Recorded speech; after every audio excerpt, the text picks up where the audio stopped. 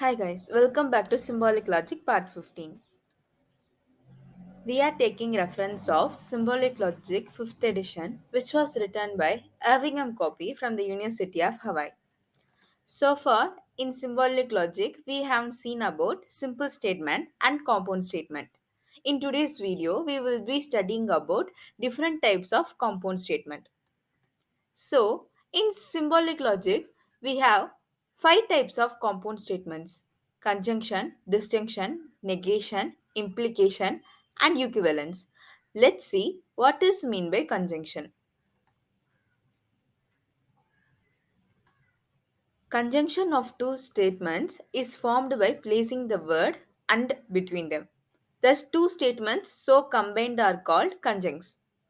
And we will be using dot symbol to denote conjunction. So we will be using and to combine two components. We also call it as conjunction. Let's take a look at an example to understand it better. This school is very good and the teachers are excellent. This school is very good is one component and teachers are excellent is an another component. So this is a compound statement. So these two components are joined using and, which we call it as conjunction. I hope conjunction is clear. Note that we will be using dot symbol for conjunction. So, next we have distinction. So, what is mean by distinction? Distinction of two propositions is formed by inserting the word or between them.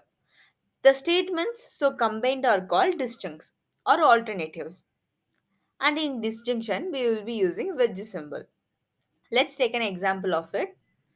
The United Nations will become more responsible, or there will be a third world war. So we are connecting both the statements using or, which we call it as disjunction.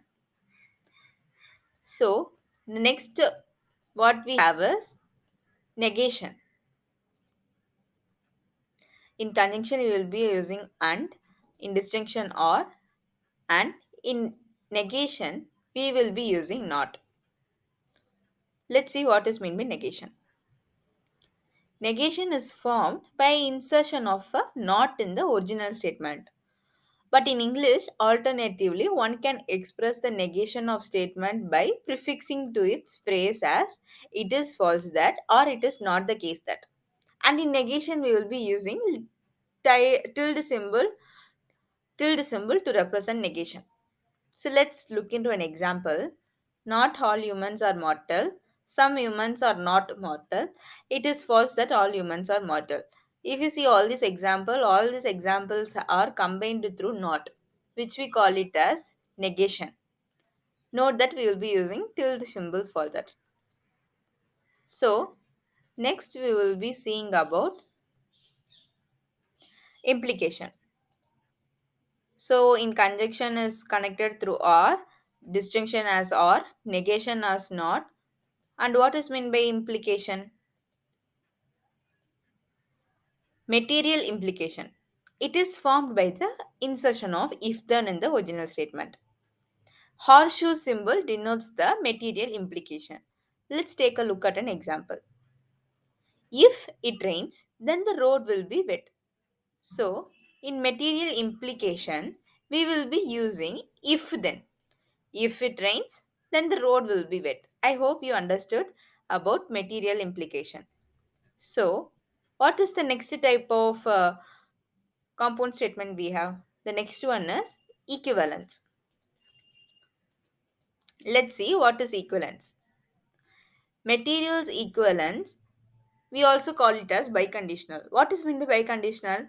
If they have both the values as true. If both the statements as truth value, we call it as tautology or biconditionals. Let's see what is meant by material equivalence. Two statements are materially equivalent when they have the same truth value. And 3 bar symbol denotes material equivalence. Let's take an example. If Lisa is in Denmark, then she is in Europe. If Lisa is not in Europe, then she is not in Denmark. If you see, if Lisa is in Denmark is true, then she is in Europe is also true. If Lisa is not in Europe is true, then she is not in Denmark is also true. So P and Q both will be true if it is material equivalence. If both are true, we also call it as biconditional. In the next part, we will be studying about different terminologies in symbolic logic and about truth tables in symbolic logic.